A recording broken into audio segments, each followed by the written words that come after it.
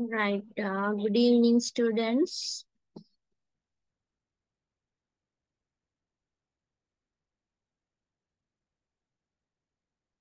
Uh, After the third topic, we had to start the fourth lesson, right?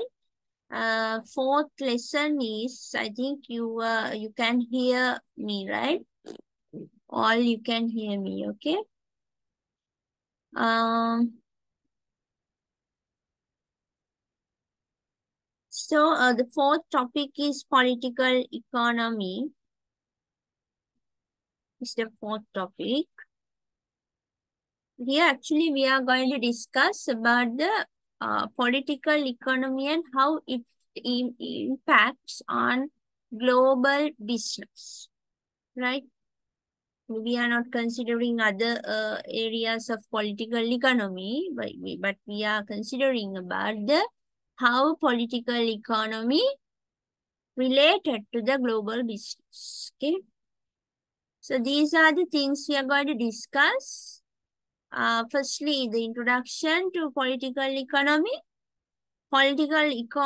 of international businesses, and dilemma between the state and the business.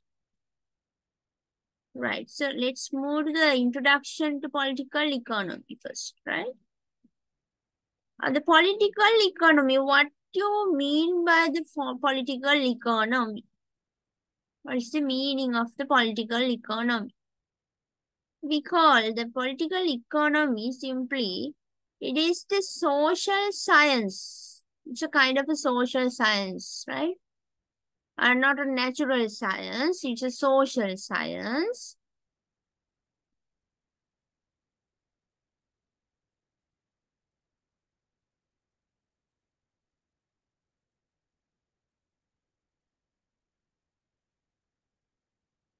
Which this studies, this science, social science, what they study?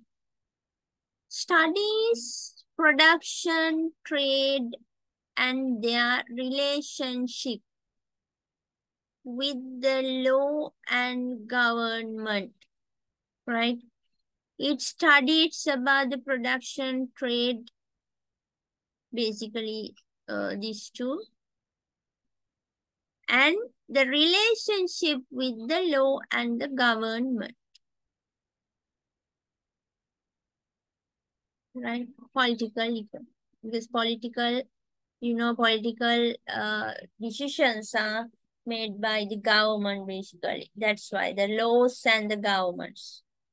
So how it can related with the production and the trade? Whereas we can say that it is the study of how economic theories affect different socio-economic systems, such as socialism, communism, or with the creation and implementation of the public policy, right? It's somewhat difficult definition. You can simply uh, take this definition if you need, right? It's a good definition. So, if you look at the background of this political economy, now in economy, there are different groups, there are different kinds of segments are there. Different segments of people are in the economy, right? So different segmented people, they have different beliefs. Different groups of people, they have different beliefs. About what? About how their economy should be developed. Different societies, different nations, they have different beliefs. It can be different according to their, sometimes according to their religions, races, geographically it can change, right? Sometimes it is different with their income levels maybe, or their education level, right? So different, according to differences about the people, they have different beliefs. So this political economy, because political economy is composed with these different people, group of peoples. So very complex. The economy, political economy is very complex, right? So it covers broad range of political interest. In simple terms, we can say the political economy refers to the advice given by the economists to the government on either general economic policies or certain specific proposals created by the politicians. So you can say that the political economy can be the combination, collection of the advice given by the economist to the government. On either general economic policies or on certain specific proposals, right? So kind of advices, set of advices given by the economist to the government, by the economist. On what? On general economic policies or certain specific proposals. They are proposed by the politician. If there is a specific proposal, right?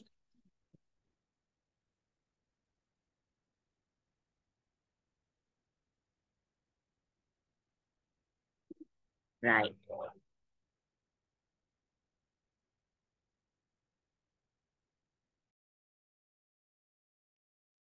Right. Why international political economy is important? So what you get by reading yourself, international political economy, it prepares to understand the structures. So these are the importance, right? Not down. Understand the structures, the hierarchies in the economic system, and power dynamics, right? Power dynamics that regulate finance and trade.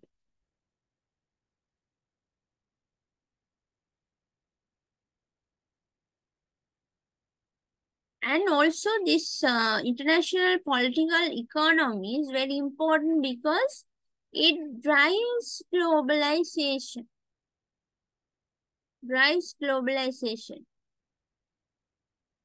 So here actually it's mentioned in sentence form. So you can take it down as in point form. These are the importance of international political economy, right? If you are given a question like this, what are the importance of international political economy? So you can give it in point form, right? It gives us understanding about structures and understanding about hierarchies in the economy and power dynamics, which regulates the finance and trades. And also it is important because of they drive globalization and economic nationalism. For the economic nationalism, it is important, the other point. Economic nationalism. And also, political economy is important. Why? It has an impact on the distribution of wealth. So according to the political decisions taken by economists or politicians, the distribution of wealth decided, right? So it finally, it will affect to the globalization, right? So through that, poverty across and within states, regions, and the world. So globally, it can have an impact on the poverty of the or the wealth distribution of the states or regions in the whole world. Okay, this is why political economy is important.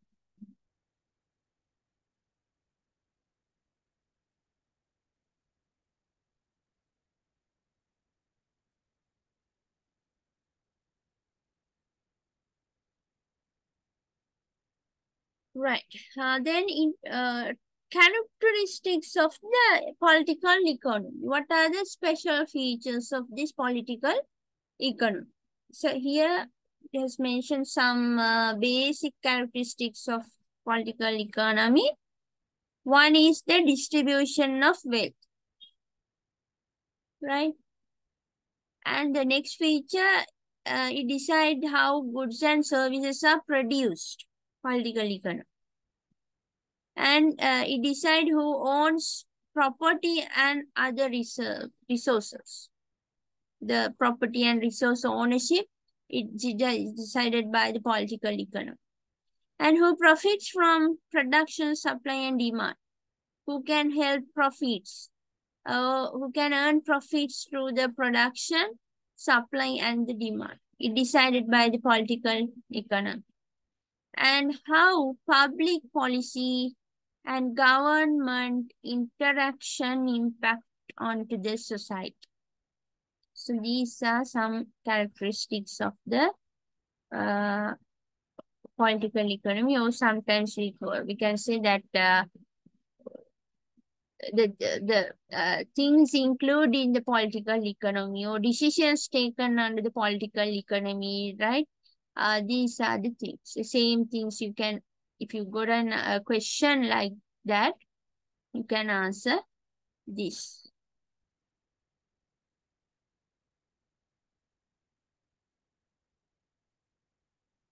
Right. So let's discuss some history of political economy.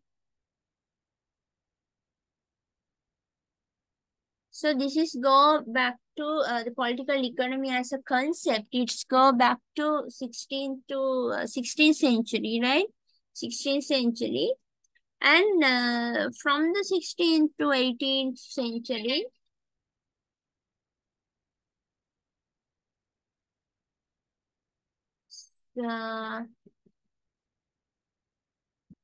so we call the political economy, they mention it as a mercantilism.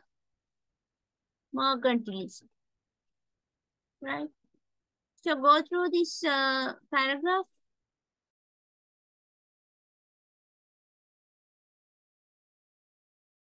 If you read this during the period, we call this mercantilism. The first era of the political economy, we say it's mercantilism. So it is an economic system which advocates the idea of which the advocate is maximizing exports and minimizing imports. Right? They emphasize the maximizing exports. What do you mean by the exports? Exports means we send our self-production or the production we produce inside the domestically produced products, we send to another country, right? Exports. So they try to maximize in the mercantilism. And also the minimizing imports. Imports means the other way. Imports means we buy certain goods from other countries, like Sri Lanka importing crude oil from Arabic countries, likewise. So it is the advocating idea for the mercantilism. So why they advocate this idea? In order to economic prosperity of the nation. Economic prosperity of the nation. And also,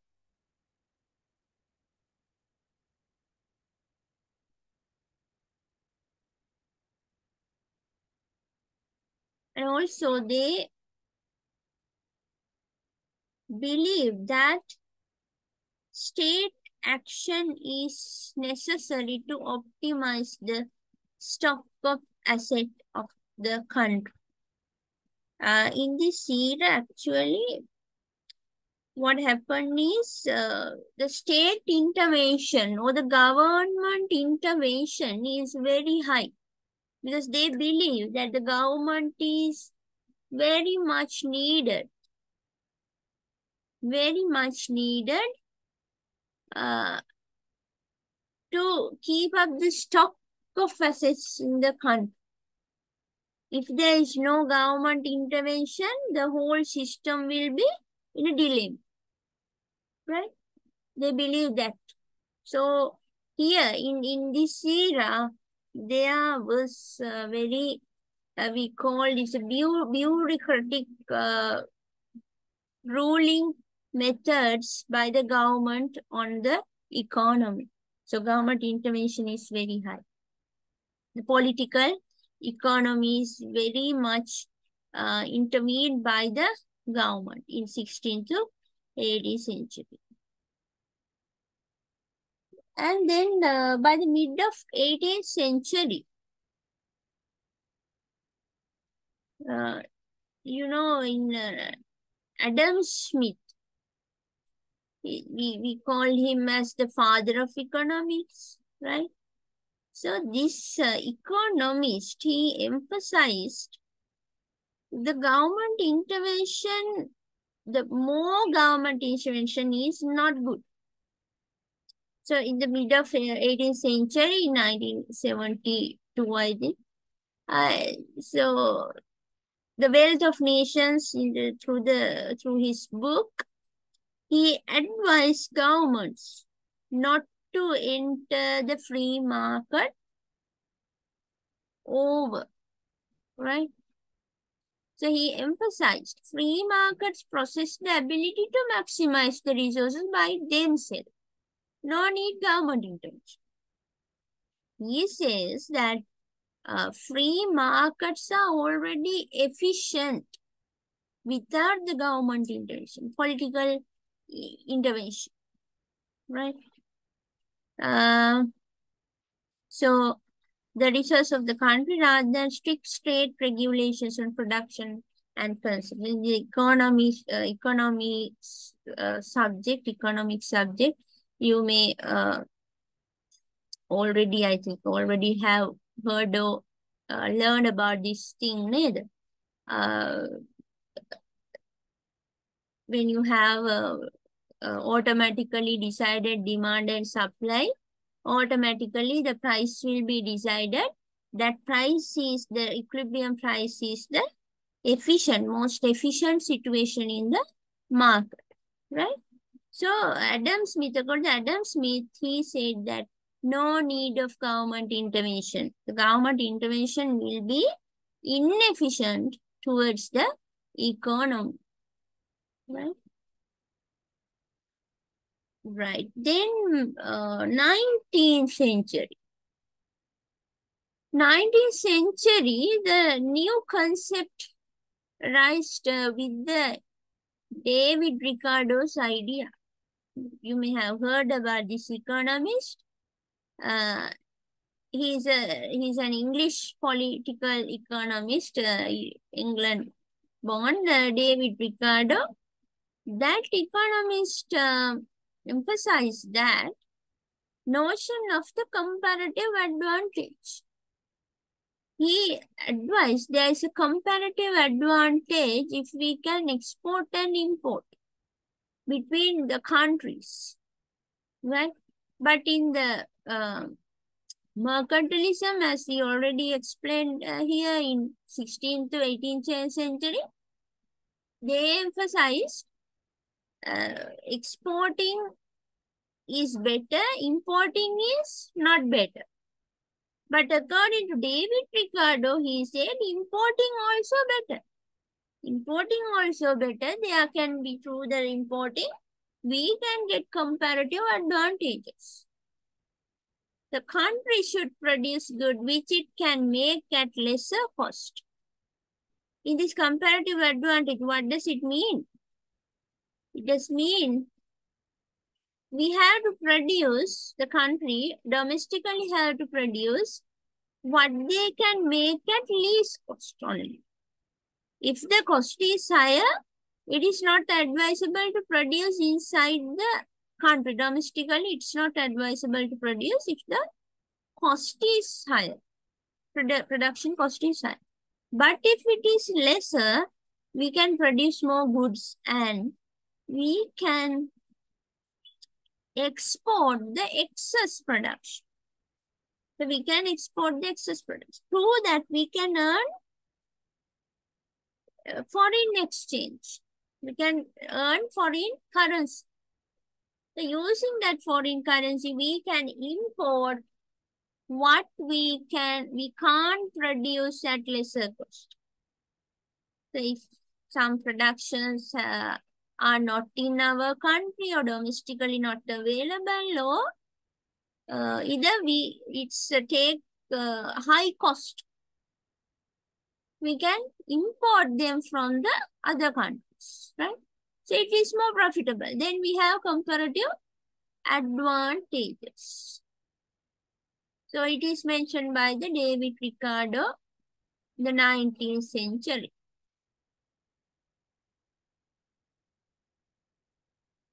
Then mid of 19th century.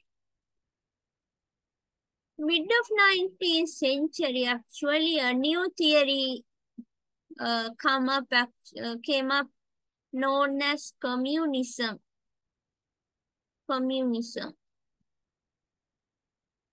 It is introduced by the Karl Marx. You may have heard this name. I think he is a philosopher, economist. So the Karl Marx presented the communism theory to the political economy. Right? He says all these decisions are based on social classes. Social classes. The communism is socio-economic and political ideology that aims to establish a classes and stateless society. Stateless society.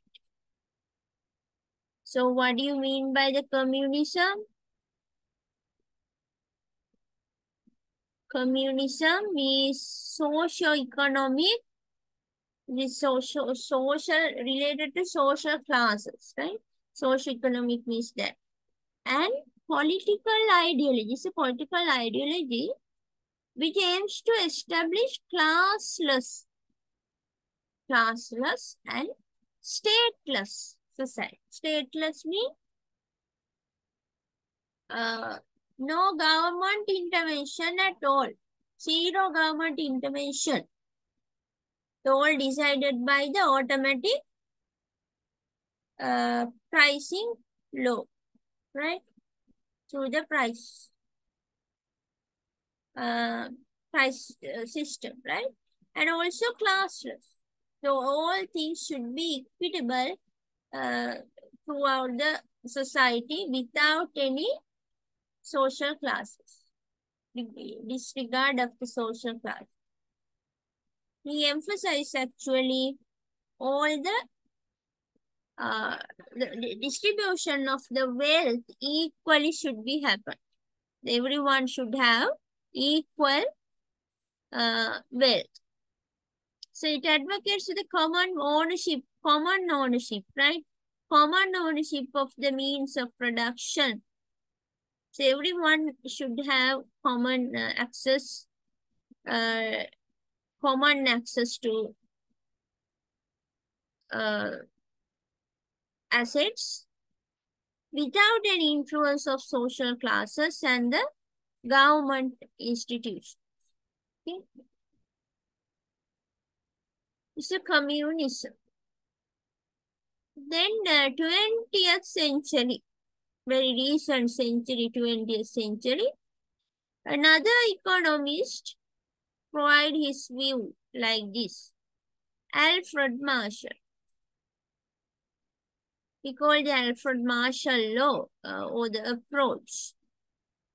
What he said that he led the bifurcation of political economy to distinct field of studies as economics, political science, sociology, and international relations. He mentioned what? He said these subjects are different. Up to the 20th century, all these subjects are interconnected and they are discussed as a one subject.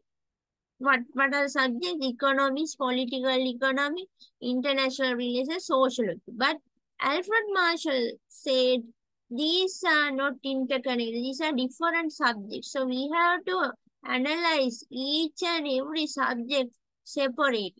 As economics separately, political science separately, sociology separately, international relations separately. So we can address all these subjects together as one subject, right? There are certain differences, right? Economics has came out to be more methodological.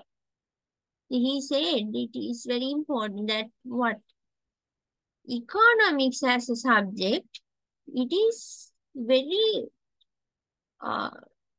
distinguishable subject area than the political economy or political science. Because political science is somewhat about managing or maintaining the society with different beliefs, right? Different societal segments. But economics mainly related with the more methodological and statistical. That's the difference between political science and the economics. Because you know in business economics you may have studied now. It is economics subject is related with many calculations, no statistical calculation. We verify everything. This is demand, this is supply, like that. This is equilibrium after tax. This is the government intervention tax incident. Like that, everything we statistically prove. That's why Alfred Marshall said that economics is very statistical. It's not like political science, it's separate subject, right? And it's from moral philosophy. The moral philosophy is very much related with the political science.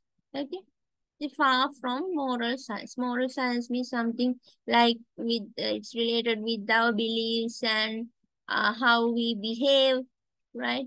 Everything is more moral, not statistical. We can't statistically prove such things.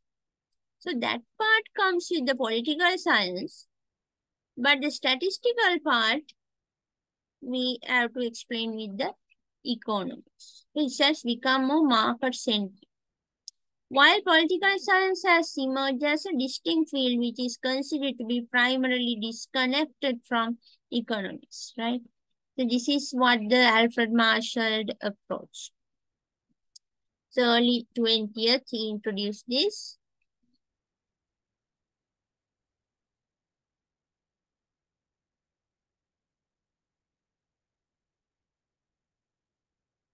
So according to these theories, now you can have some idea that the political economists, they study how economic theories such as capitalism, socialism, communism work in the real world, right? But anyhow, the economic theory is methodology that is adopted as a means of directing distribution of finite resources. Finite resources mean limited resources anyway, right? the economics as a subject, it says that it is a methodology that's directing or the distribution of limited resources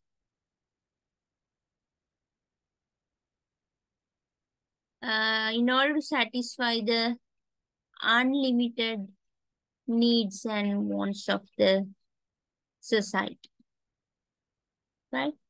So, according to these theories, different views of the economist, we can basically identify these types of political economies. Types of political economy. The one is capitalism. The other is socialism and the communism, right? So we have to know what is what are these three types of political economies. Capitalism. Let's see what is meant by capitalism. This theory advocates profit. The major objective of every person in the society called the capitalism is profit motive, right? They do everything for the to earn profit. So idea behind capitalism is that private individuals, no common or public ownership is there. All are private, all owned by the private individuals. And also the actors are driven by their own interest. The decisions, all the economic decisions are taken by individually and no government intervention, very capitalized society, right? So all the individuals by themselves, they can control production, distribution, and they set prices, create supply and demand. So this is a kind of political economy type with the capitalism, right? So individual, they own the resources and they also decide everything in the economy and no government intervention at all. Okay. So what is the socialism? Socialism is the opposite of the capitalism. What does it mean? That this type of political economy promotes the idea that the production and distribution of goods and wealth are maintained and regulated by society, not by the individual. It is maintained by the society, not like in the previous capitalism. Capitalism, it is decided by individuals, according to individuals, but here it is decided by the society, right? Not rather than a particular group of people. So particular group of people or individual, they can't decide anything as in the capitalism. But here, according to socialism, the whole society, it depends on the whole society, the idea of the whole society. The rationale behind this is whatever is produced by society is done so because of those who participate regardless of status, wealth, or position. Socialism is very, we call this very justiciable society. Everything is equalized to each person. That's the idea behind the socialism. It aims to bridge the gap between rich and poor. Understood? They try to fill the gap between the rich and poor. Means they try to eliminate the gap between the eliminate the poverty actually. They try to distribute the wealth equally among the society. Okay. So one or more individual couldn't have majority of the wealth. This means wealth and the power in their hands. All should be equally distributed. That's the concept behind the socialism. Okay.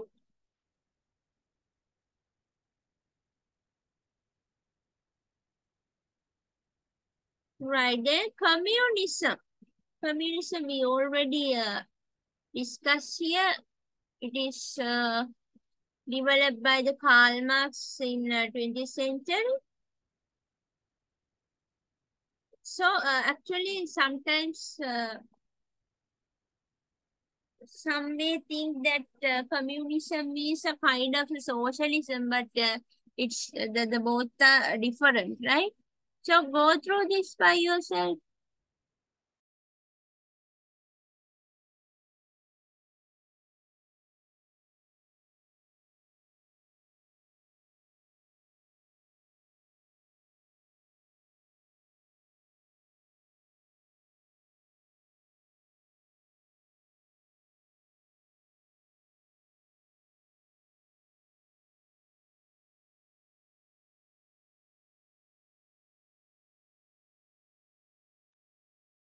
So this is communism and socialism are different, right? Actually, why this theory was developed by the Karl Marx? Because Karl Marx felt that the capitalism was limited and it can create a big difference between rich and poor people. Okay, it can be increase the difference or the gap between rich and poor people. Capitalism is not good, simply, right? According to Karl Marx. Then he believed that in order to share the resources or other things, the wealth, right? Everything, the jobs, even the anything to the in between the society equally, there should be certain government intervention. Not much government intervention, right? But certain government intervention should be there, according to Karl Marx. Then this communism arose, right? He believed the shared resource, including property, production, distribution, should be overseen by the government. So he believed, not the socialism. Socialism is all decided by the society. No government at all. In the capitalism also no government intervention. But in the communism, Karl Marx said there should be a government. There should be a government in order to monitor the way how the economy go through. To monitor how the production, profit, and the wealth in order to distribute them equally. Okay? Right.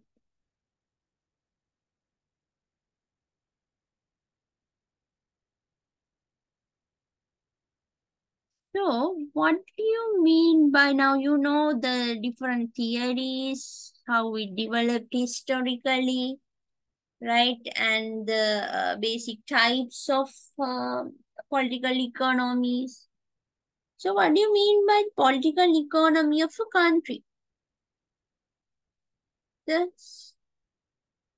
country's political economy.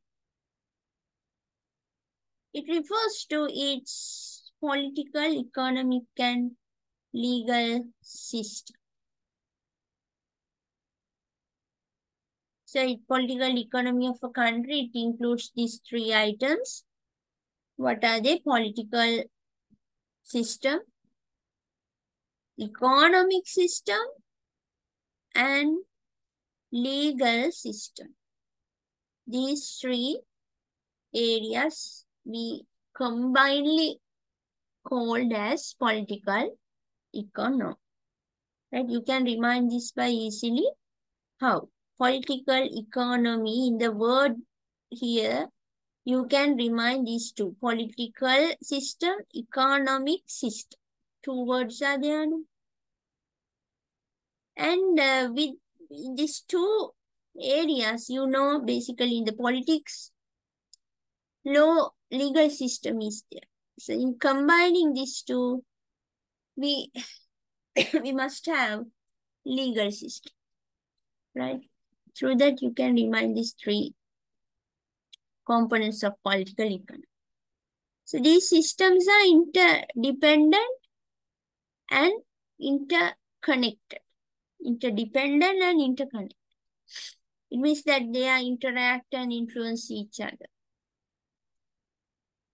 So country's political system has major implications for the practice of international business. Now we are going to relate this to international business. Now you know what is the background of the political economy.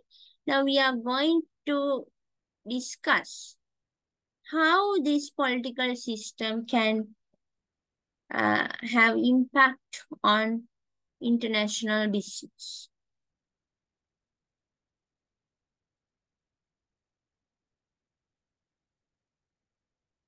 Right. In order to do that, we have to know separately what is political system, what is economic system, what is legal system. Right. The first we will discuss what is political system. The political system is simply, it is the system of government in the nation. Political system is.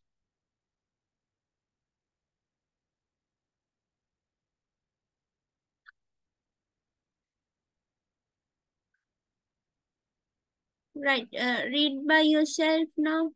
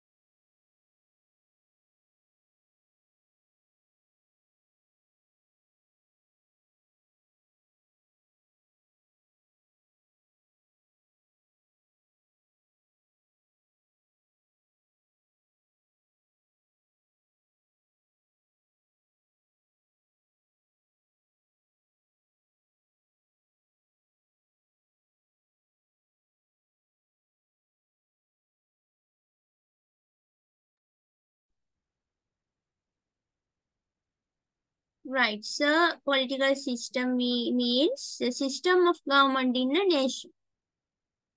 Right. So it can be assessed through the terms of the degree to which they emphasize collectivism as opposed to individualism. And also the degree to which they democratic or totalitarian. Okay. Sometimes you may heard this.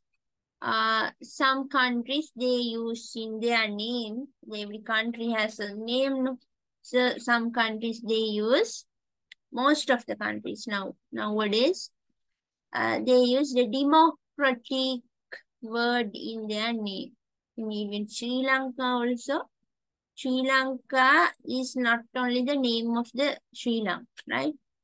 What is the full name of Sri Lanka as a country? Democratic Socialist National Republic of Sri Lanka, right?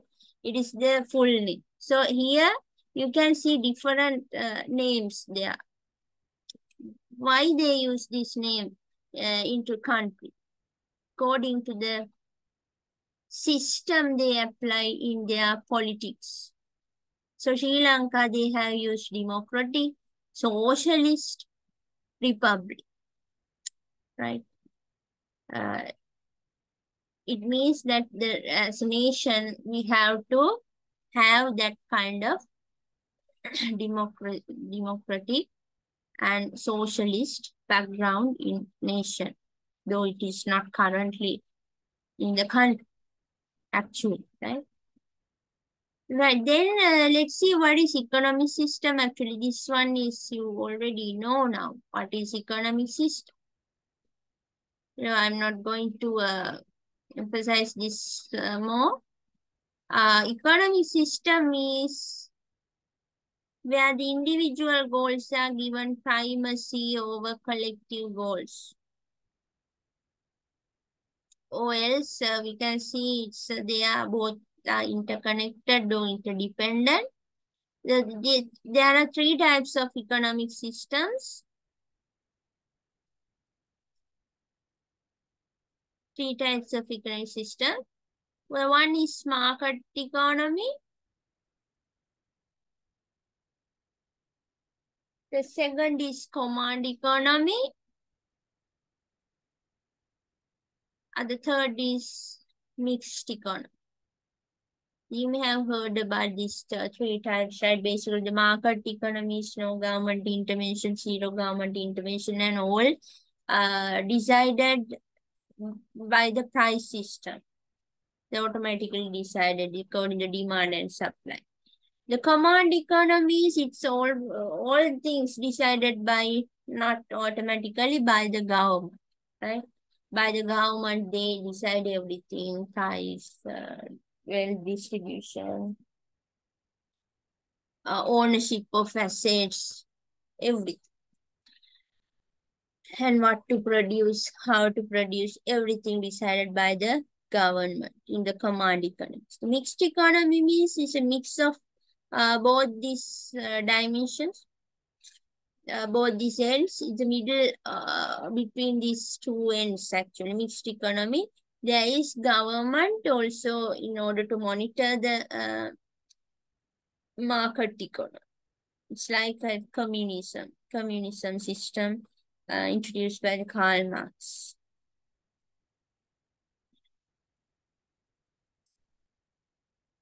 What do you mean by the legal system? The most lesser you know about the legal system, right? Legal system that the people in Sri Lanka especially, they don't have a good idea on legal system. I think that's the main reason to have this kind of level of corruptions in Sri Lanka. Because people don't know the law. What is law? Legal system. Because even in Sri Lankan education system from grade 1 to grade 13 in 13 years, they don't give any idea about the legal system in Sri Lanka to the people, even up to 18 years old person in Sri Lanka.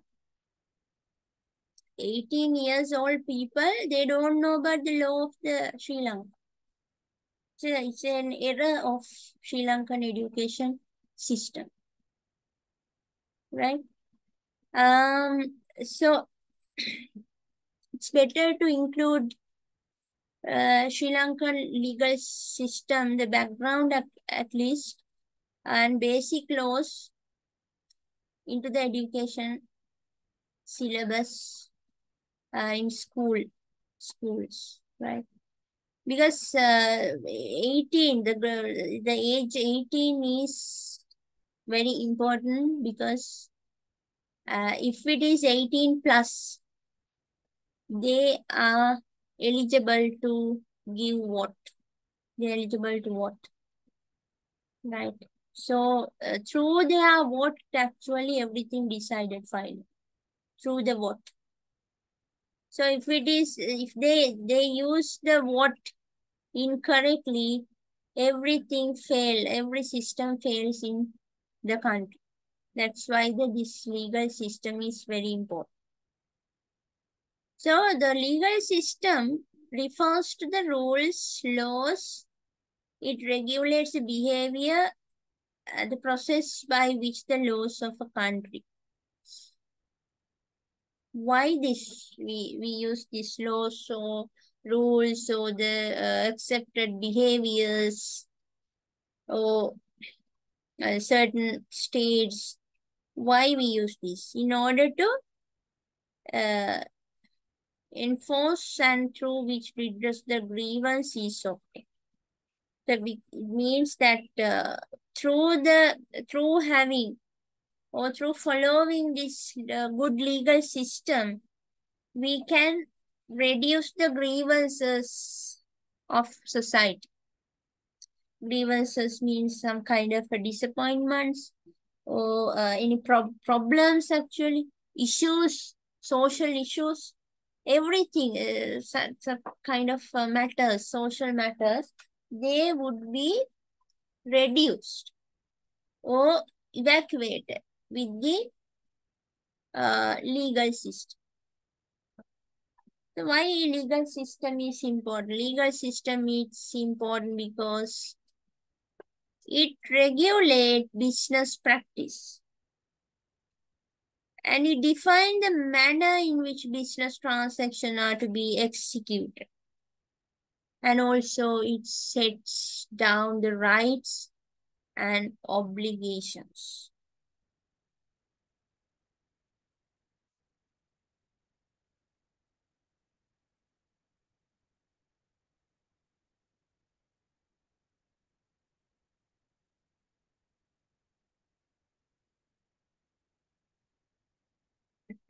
This is why the legal system is important to the economy or the business, right?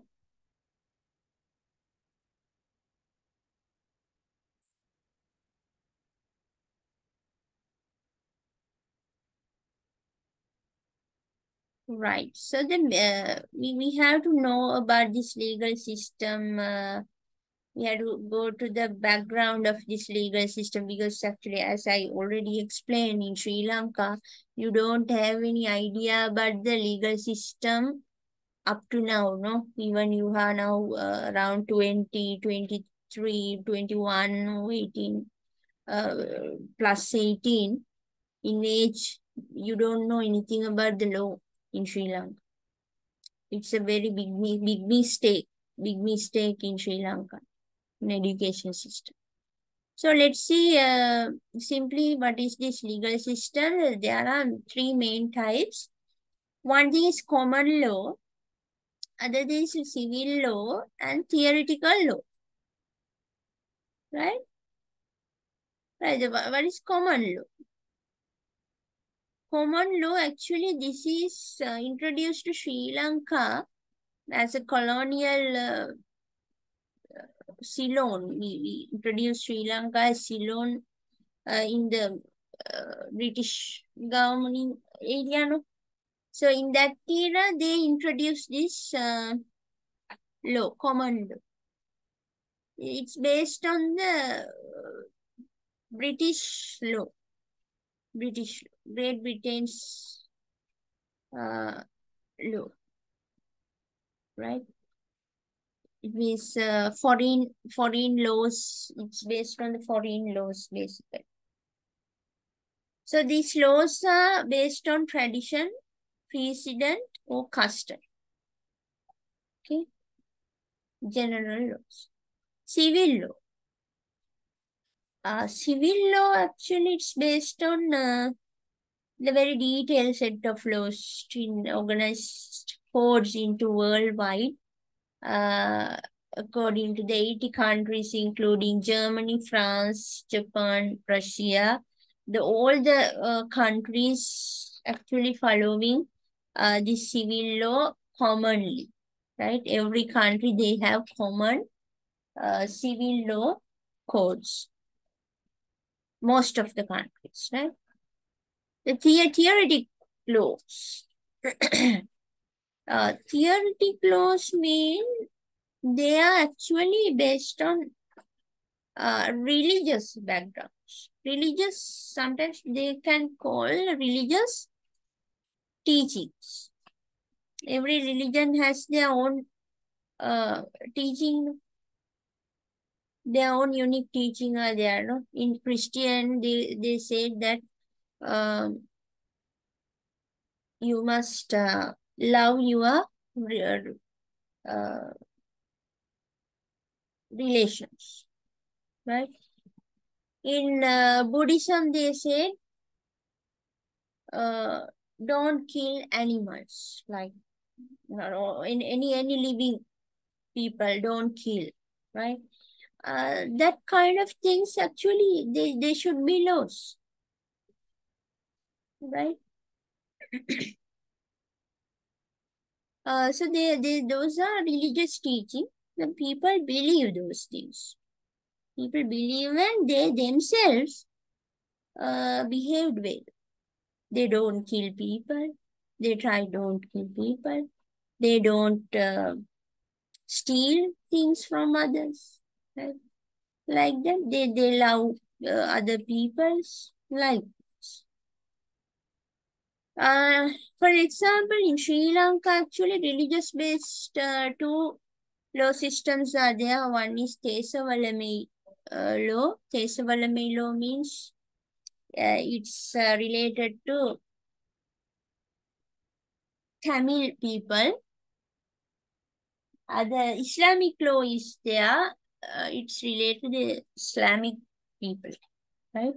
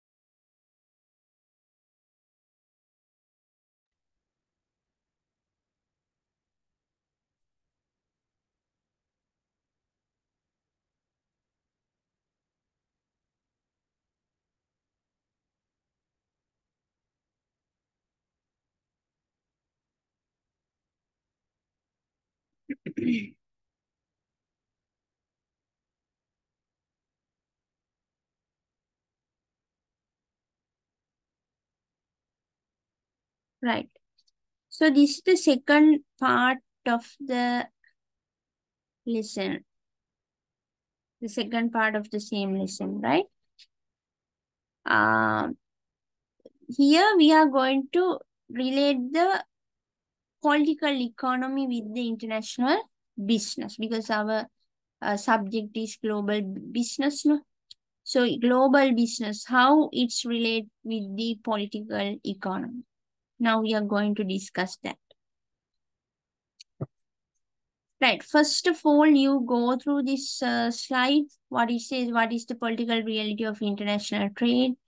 Certain definitions are there. So go through this.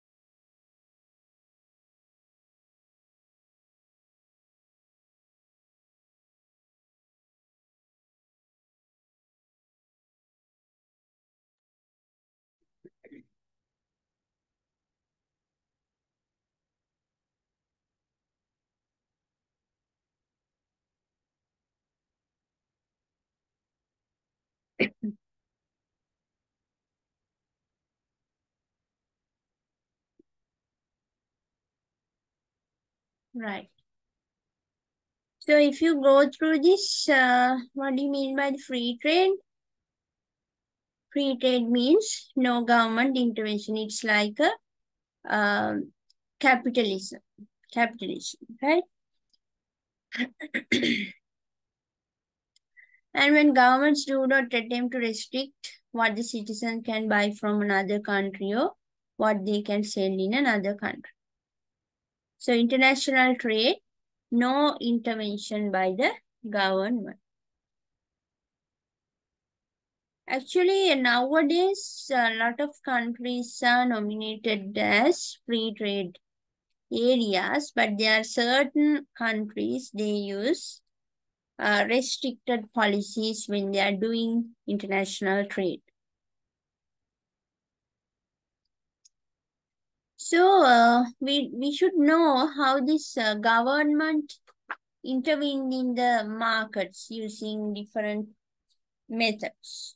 So what are the methods the government intervened into the free market? One thing is using tariffs, right? Tariffs. The tariffs can be the specific tariffs or ad valorem tariffs. Second is subsidies.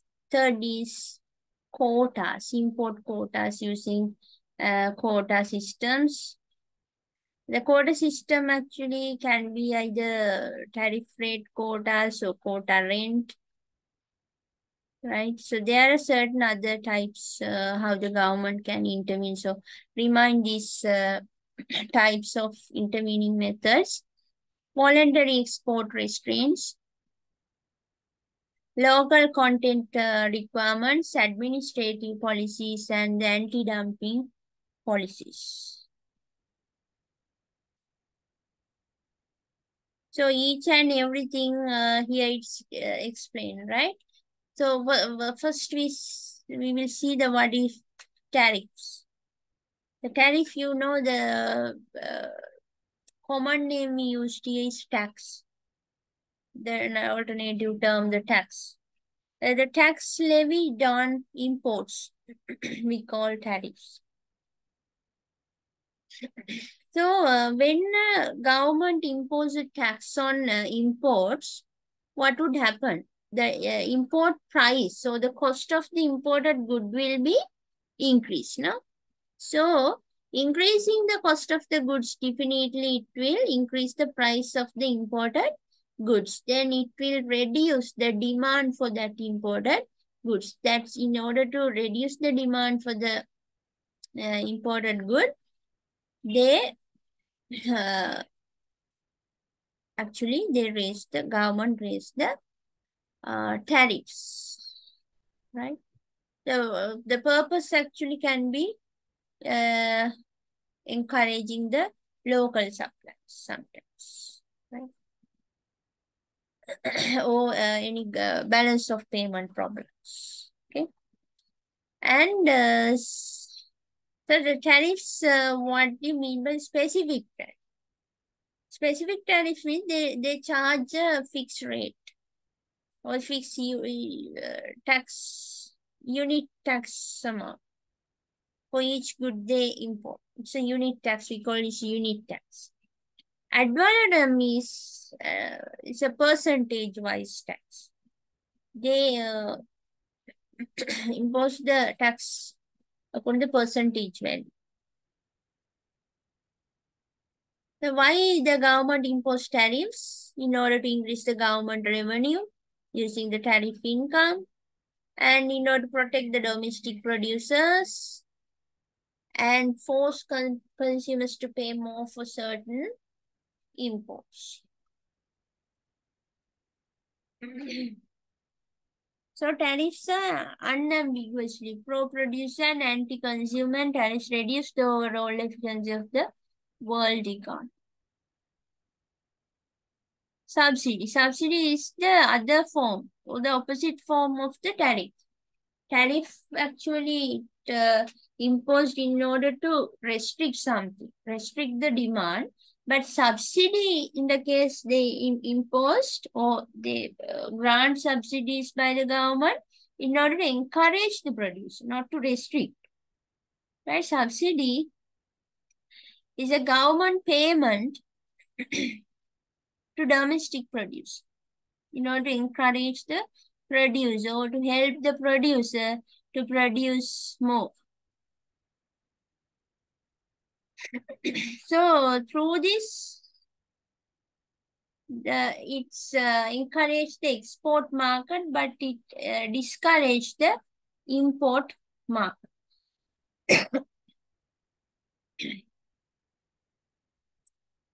Actually, finally, the cost of subsidy is also absorbed by the consumer. It's the problem of the government intervention in the case of subsidies. And finally, this burden goes to the consumer.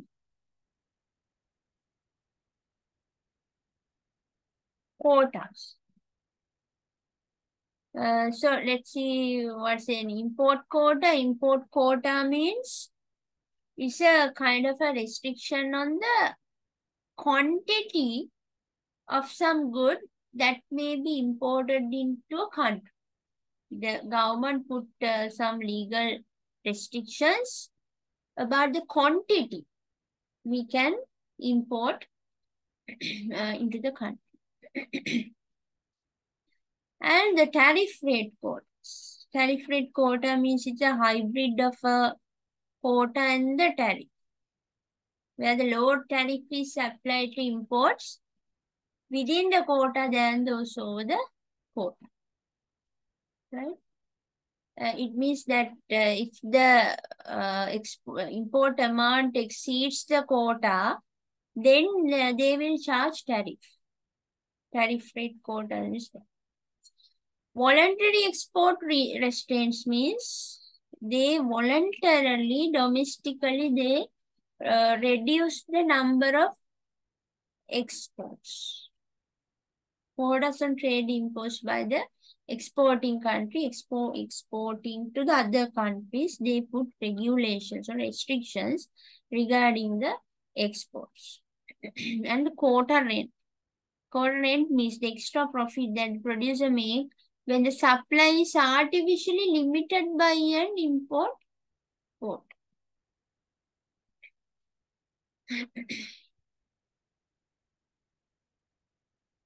Right. The local content requirement.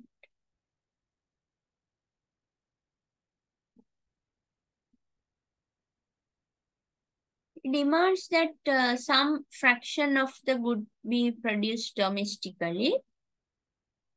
This can be the physical terms or in value terms, actually.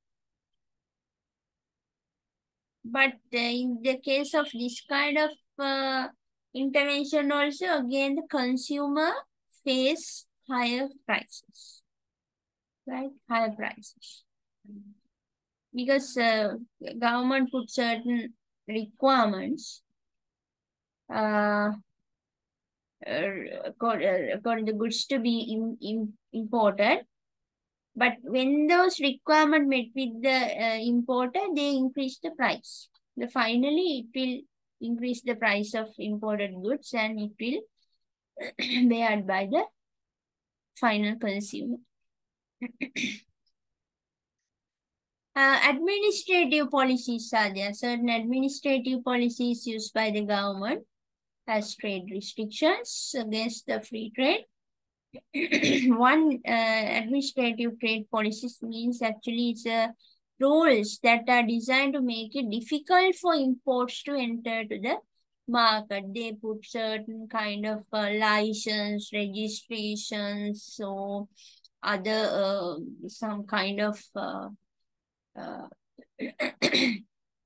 charges, right? Clearing charges, different things, insurance payments, lot of administrative restrictions they put. So these policies can hurt some importers and they sometimes deny to send their goods to some countries, because of very tight administrative policies. Other thing is dumping. Dumping, actually, I think in the first lesson or second lesson, I already explained what is dumping. Dumping means some kind of rejected goods or dumping goods. It's not qualitative goods, so sometimes can be expired goods. They sell to other countries. Dumping, selling goods in a foreign market below their cost of production, or selling goods in a foreign market at below their fair market value. Actually, why they put this at a very low price? Because they are not quality. They are maybe damaged or low quality goods. They can sell at low prices to foreign markets. But this is a predatory behavior, right? Because producers try to get the abnormal profits using this kind of dumping methods, but this is not good for the importing country. They consume very low quality products, sometimes garbage products. So, in order to reduce these dumping policies or dumping concepts, government has to use anti-dumping policies. Anti-dumping policies means they try to protect the consumers or the consumers of the importing country, the domestic consumers, through this low quality products at low price. They ban this kind of anti-dumping products. So, why this government intervene in trade? So there are basically two types of argument. Why should government intervene in the trade? One is political argument. The second is economic argument. The political argument is that in order to protect the interest of certain groups within the nation, politically, they say, in order to protect the certain interest of certain groups within the nation, there should be government intervention. Now, for an example, the producers, their interest is, or the sellers, the producers, their interest is to get higher price, to earn higher price. But in the case of consumers, their interest is to get the products at low.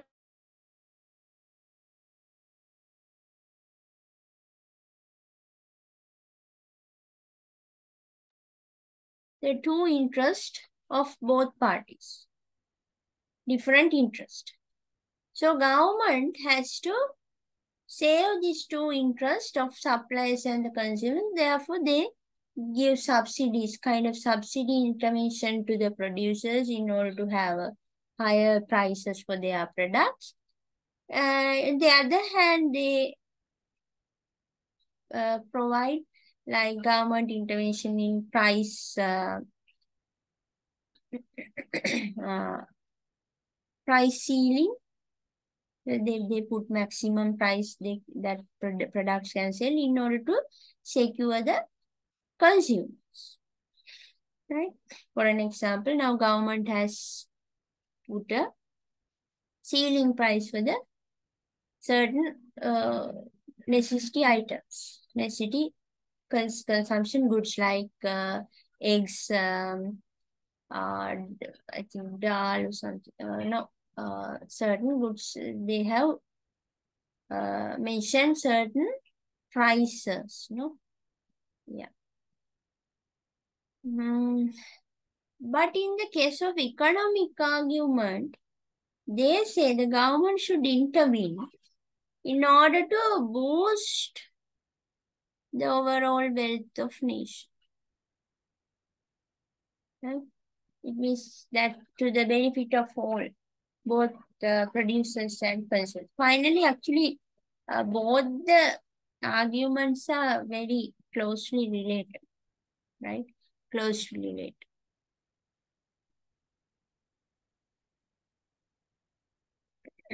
Right. The political arguments for intervention. One is protecting jobs and the industries. Political argument into the government, into the economy or the international business. Government has to be negotiate with the international business in order to protect the jobs and the industries. And in the international businesses or the globalization, we have to secure our national security. National security. In order to ensure the national security, we have to have the government intervention and political argument. Then the retailization.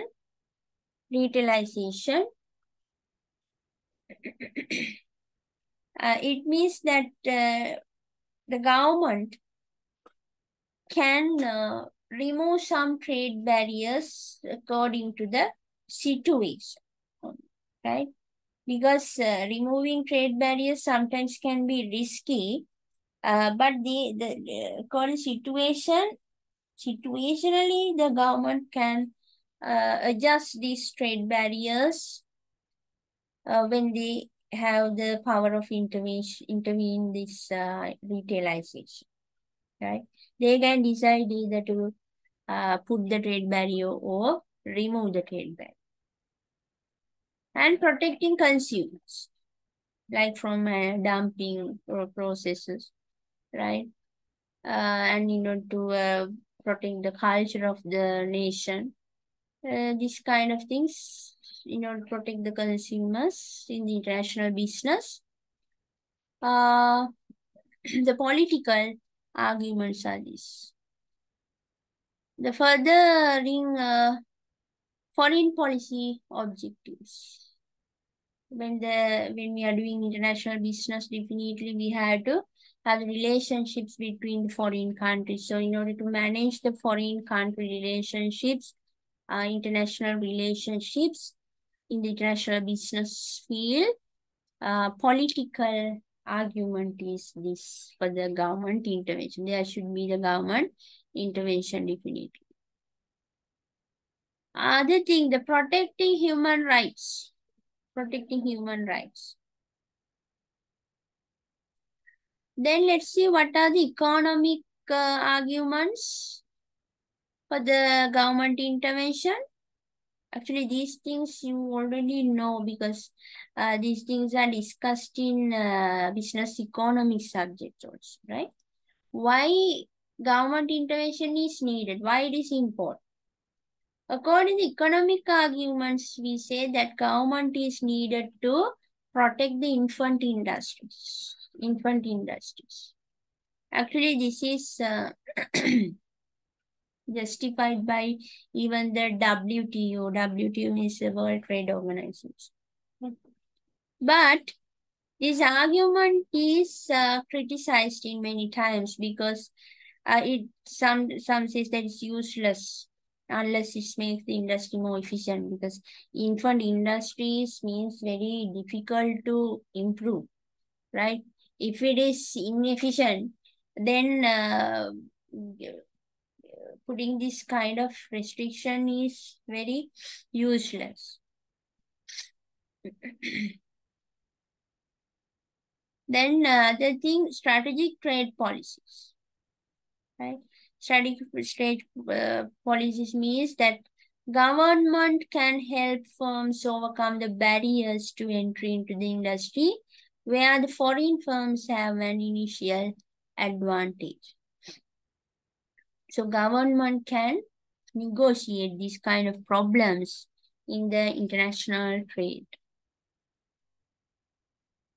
Right.